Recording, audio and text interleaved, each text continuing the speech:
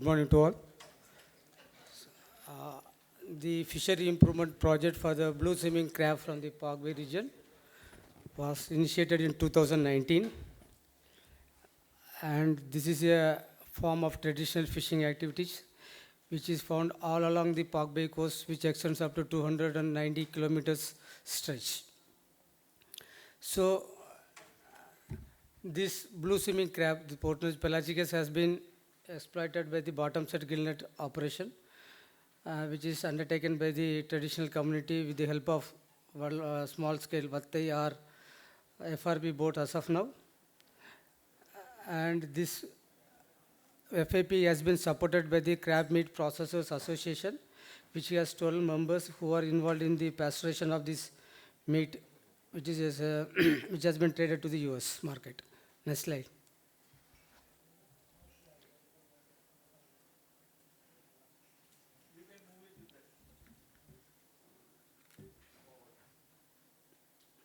Yeah, this is the project site. So as of, there are around 24 landing centers which are involved in the fishing of this blue swimming crab with the traditional net, which has been done from 1950s. The fishing of this type of for the blue swimming crab initiated from the long back. And these are the fishing practices which are right now involved in the collection of blue swimming crab from the project area, which includes trawl net, bottom shell gill net, mini trawl nets, and the trammel nets.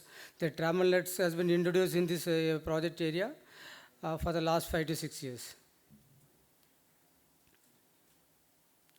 So the bottom shell gill net, which is locally called kunduvala, which means the foot rope of the fishing net will be having the sinkers to keep the net active.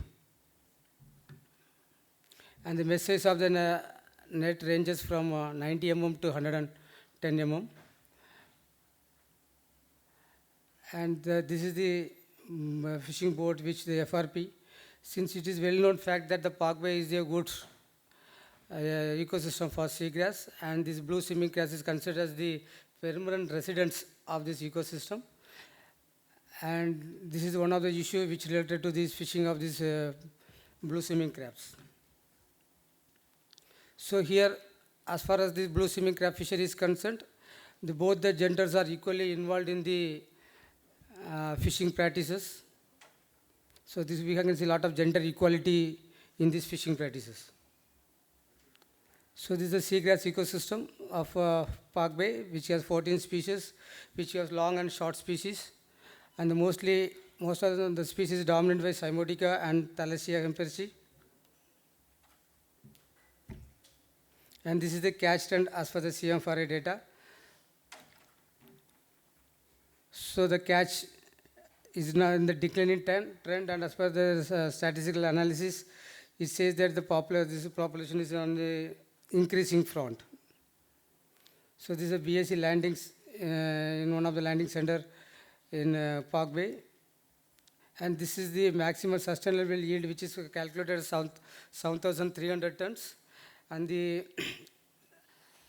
this assessment by the CMPA suggests that the population is recovering. So CMPA has exclusively done the data up to 2017. So this all the statistical information is based on their own research up to 2017.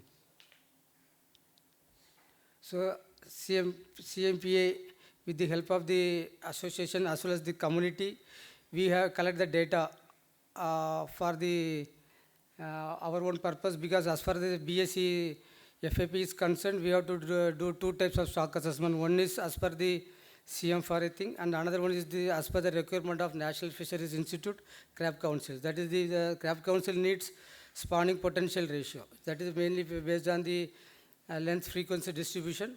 So for fulfilling the NFICC's requirement, we collect the length weight data to find the SPR's ratio.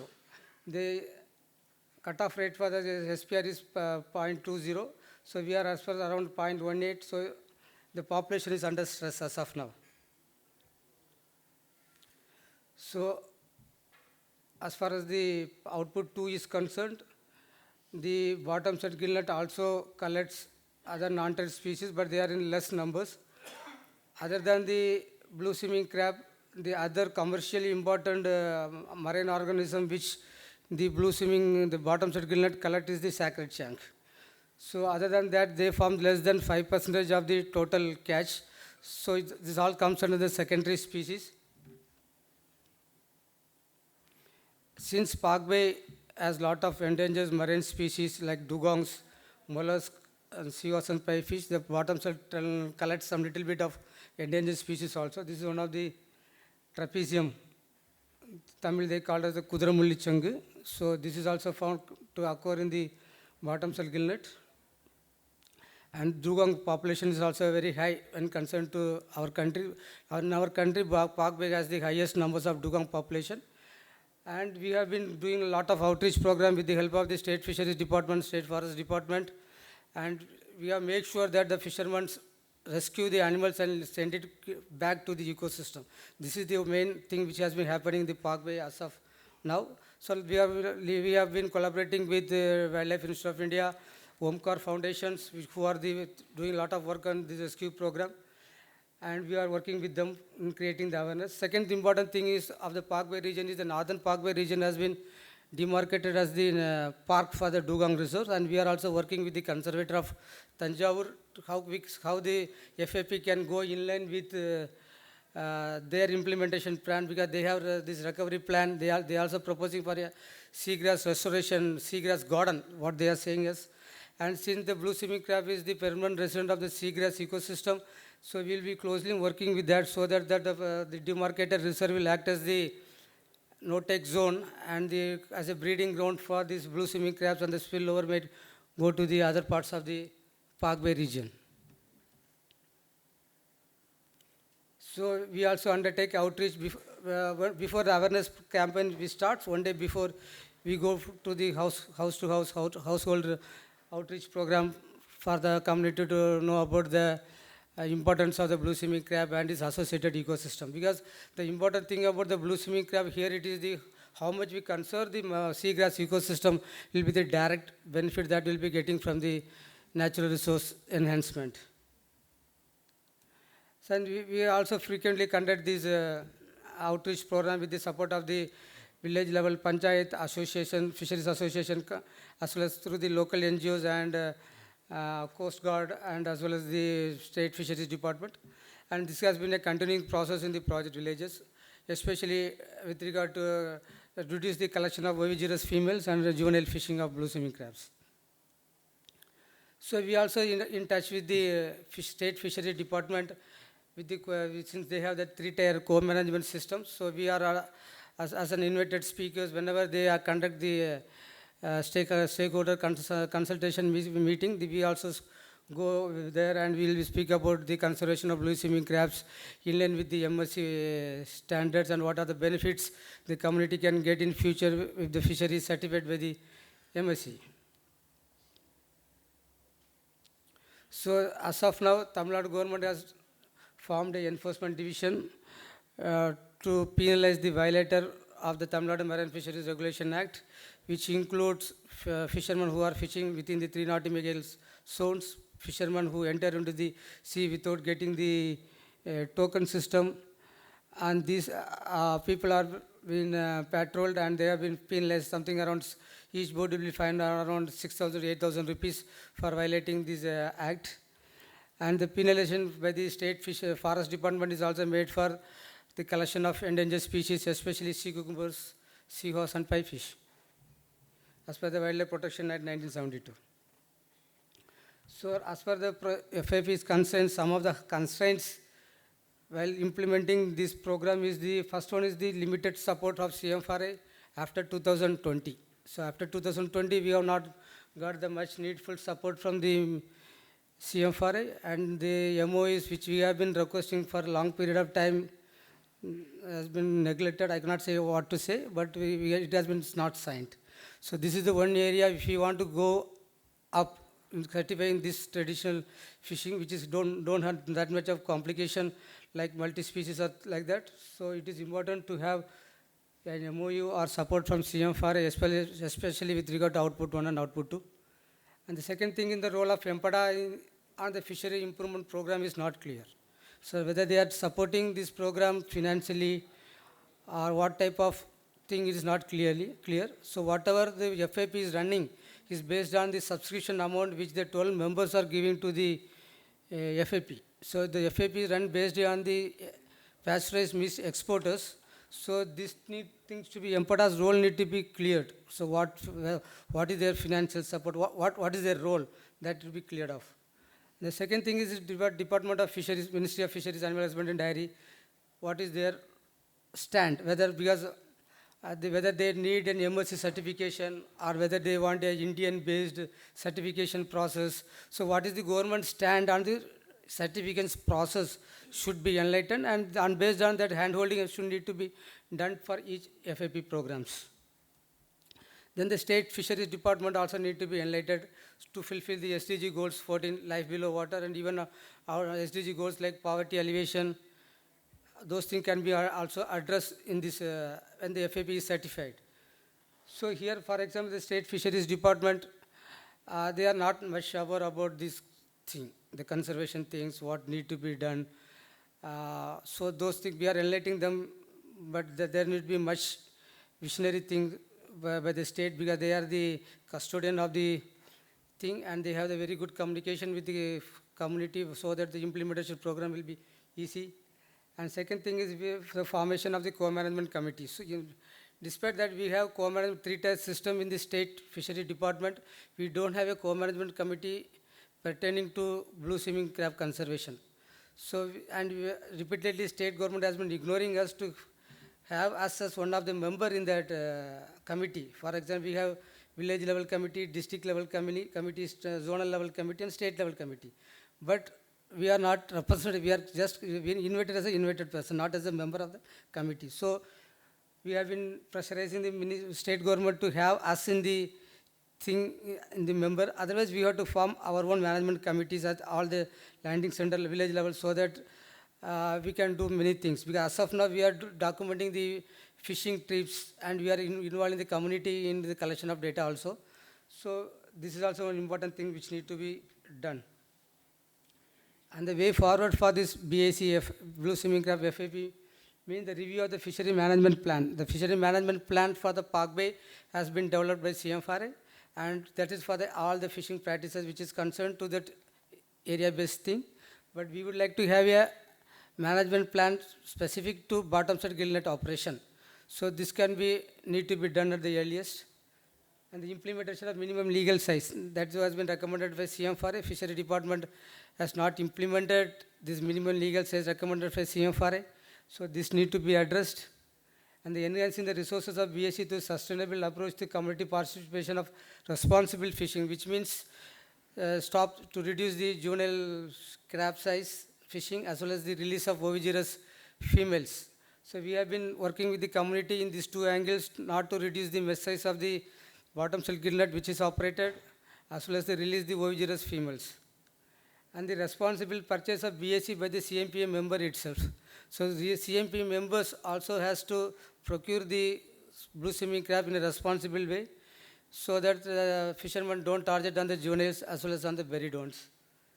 And the seagrass, since what I feel is the blue swimming crab is resource is directly linked with seagrass, and we have the long seagrass in coral, this in Park Bay region, and we have the methodology to do the transplantation, and we have been doing with the support of Omkar Foundation. So to increase the habitat, the seagrass restoration need to be done. And one of the bad thing about the seagrass restoration thing is, as of now, only NGOs are involved in doing the seagrass restoration work.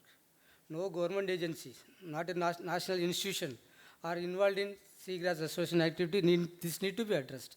As of now, only Omkar Foundation and SDMRA are the two organizations involved in seagrass restoration. The important thing is we have a species which are long species, which can be easily done rather than the small species like this, where we need to go for the different type like slot technique or core type. So that those things are not needed. It's a simple technique, and the communities are well versed and well trained in this seagrass restoration thing.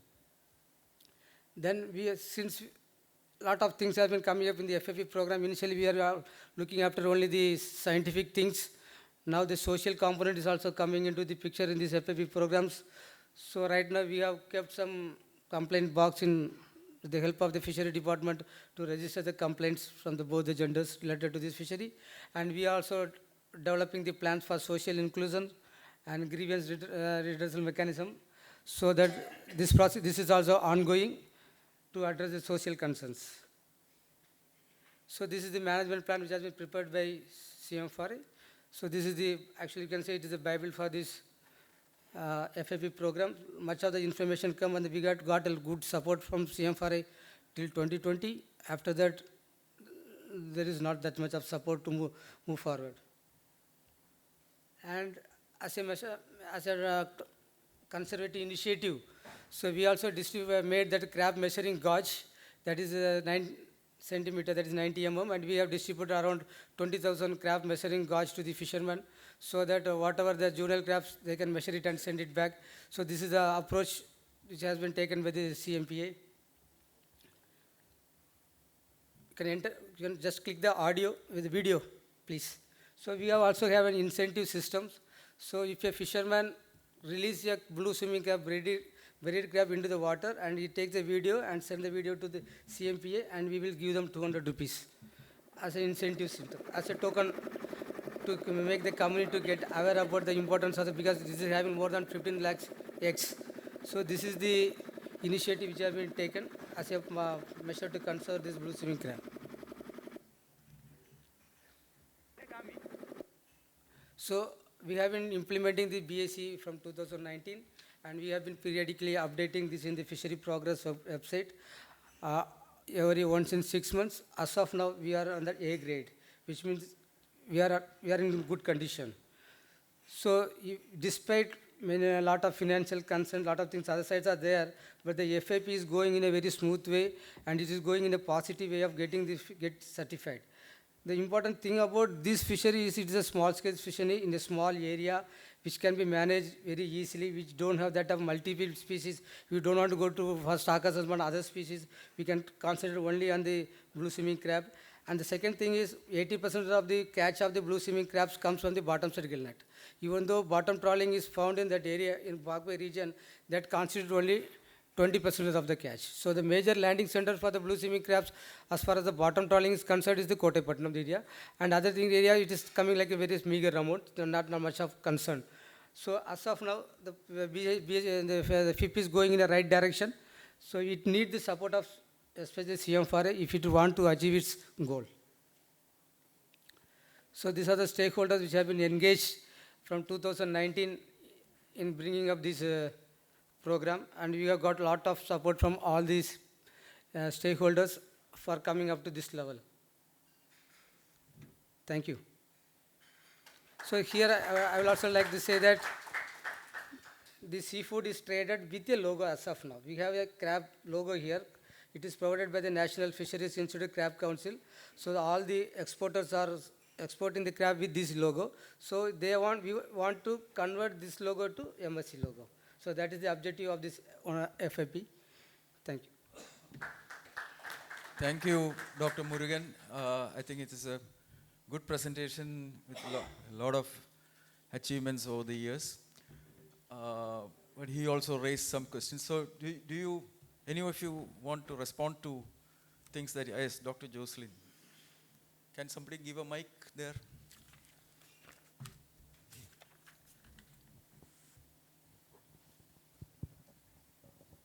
Muragan has presented the progress in nutshell, but I am Dr. Jocelyn from CMFRI.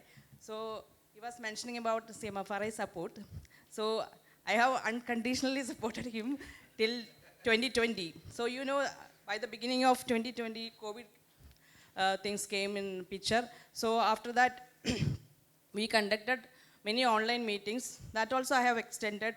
Then from the higher ups, you have to initiate to get the MOU, because what are possible from CMFRI side up to 2020, what is mentioned, everything is in published form. You have seen that book. That is, I got wholehearted support from Dr. Sunil. So we have prepared, everything is there, right from the fishery, biology, all the things, and the management plan. So another thing is that this management plan implementation is not in our hands. That is in the state government, that everybody knows. So Tamil Nadu, we have approached through our meetings, but as Muragan was mentioning, we didn't get much support from them. So very poor representation from the state government people. So now the FIP is improving very well. It is in good condition, but the main point now is the implementation. So you have to get support from the Tamil Nadu state government fisheries staff. So that is the main thing. And also you can approach our director for MOU. I'm always ready to support you, provided I get green signal from the higher ups. And another thing is that NFI, they have to give some support, because 98% of the export is being to US. So they can also give some funding so that you can do without any much difficulty the day-to-day work of the FIP. So actually, he was mentioning about it in 2018. Actually, the first meeting was conducted in 2013 in Tuticorin, this FIP. Then somehow it has come dull, and we have continuously working on it till 2019 October, if I'm right. And we had many discussions and field visits. And 2019, the FIP was actually implemented. And by the time actually we were in good score, because we had good publication with regard to the blue simmer crab. So I think now the main role is we have to concentrate on P3, so the implementation part. So, and you know the COVID impact, so actually that made the situation dull. And that time actually only 8 CMPA members were there. So in that book only 8 companies were there, but now I heard that is 12. So you should be very cautious, because when the number increases, the competition between the processing plants will increase, and you should be very strict in following the rules and regulations. That is very important. And we cannot blame the fishers, because their livelihood. So you need not buy should not buy the things that is out of the below sizes and above sizes. And also you have to give some incentives other than giving when they surrender some or they release the buried crabs. Not only that, if NFI supports, you can give some incentives. So that will give a great support to the CMPA from the gill netters. Then also 70% and not 80, 70% of the catch is from the gill netters, and from 30% from the trawls. And another thing is that this seagrass is not a permanent resident for them. It is only a juvenile phase. When then they grow mature, they go to the deeper waters.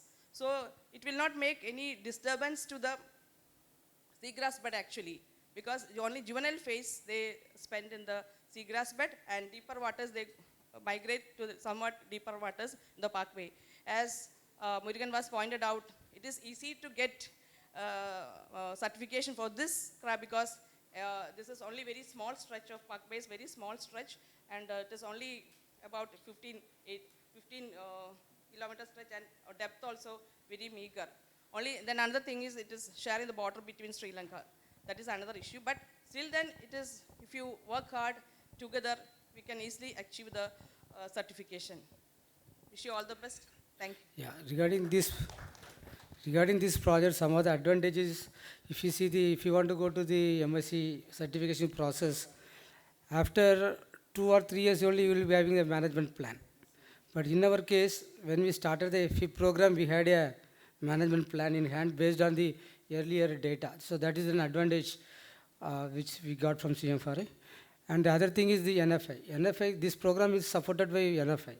So each year they have the capacity to produce $40,000 for running this FIP program. Since we have some issues of getting the fund from NFI, that we are sorting out that issue with the Ministry of Home Affairs, and I think within another couple of months we will also go through the hurdle faced by the MHA. And I think, as Madam told, we can also include more programs, social programs as well as other livelihood programs to have a good communication and license with the community so that we can implement this program in an effective way. And we are also working very hard with the State Fisheries Department for implementing those things in the Amendment Act, in the Act also. So we are quite positive in getting those things done, because if you are going to do that, only the blue crab is going to sustain. The important thing is, as Madam told, 70% is from the traditional sector. So for example, a traditional fisherman go to for fishing for these blue swimming crabs, he gets 1,500 to 2,000 rupees. So this is the resources which we are getting from this crab. And this with the fisherman community cannot lose this income. So they need to be in a sustainable way that we are also focusing on. Thank you. Is there any other comment? Somebody from Empada is there?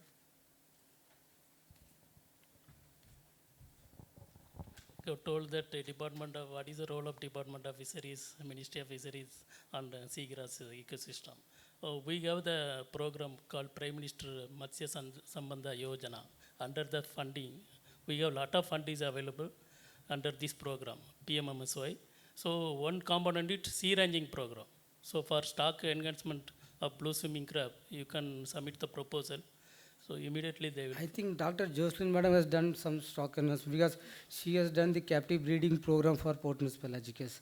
And there was a concern regarding this, because there are some volunteer fishermen, they are doing by their own, they are doing the sea ranging program. By getting the Zoya, they are releasing it back. But what they say is, sea ranging program we have to go up to the match bar size larval. Then, so once again that need to be done by CM4A only, because as a CMP, we can tell the fishermen to release the ovigerous crab back to the sea with some incentive program. But if you want to take up the sea ranging program, then CM4A has to do, because my concern is when to sea ranging program is, when we do a sea ranging program, predator-prey relation should be there. So when there is a no predator-prey relationship, and the captive breed animal which we put in the ocean, they don't know how to feed. Because I work a lot on seahorse. I'm a specialist in seahorse. I'm also an IUCN member for seahorse. So this is the issue with regard to sea ranging, because when you do the sea ranging, that should be pakka, that predator-prey behavior is learned there, sir. So once again, CM4A has to major role in this thing. The Ministry of Fisheries can fund for any project. Then another thing is this entire Park Bay region, it is state government announced that it is a community reserve. So they have taken only the northern Park Bay as the Dugang Reserve. Dugang Reserve. Up to Adirampatnam to Kotepatnam area. So in that area also now Department of Fisheries also going to establish that seaweed park. Okay. Yeah. So there is a fund is available. You can utilize. Yeah. So CM4A can also enlist under the new concept called OEECD. That is the other effective area-based conservation measures. Thank that you can for also play an important role in blue crab conservation. Thank you for the suggestions, Dr. Jayabhaskar. So, Dr. Jocelyn wants to respond. Yeah.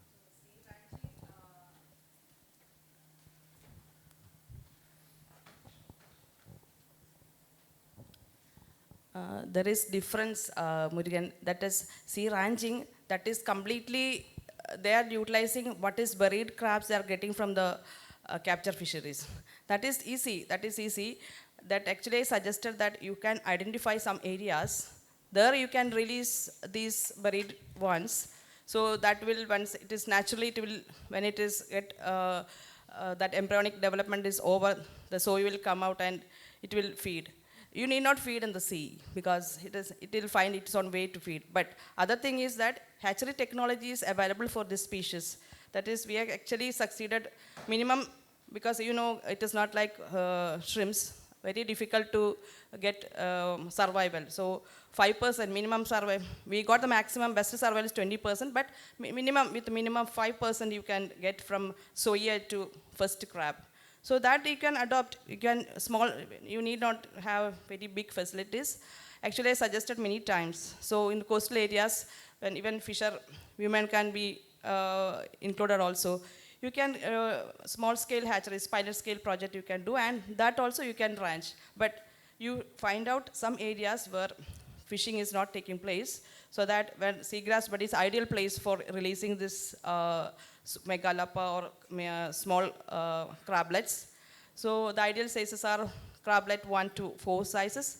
So then it will find its own way. But thing is that it is not, you need a very dedicated team. It is not like shrimp level rearing. It needs, because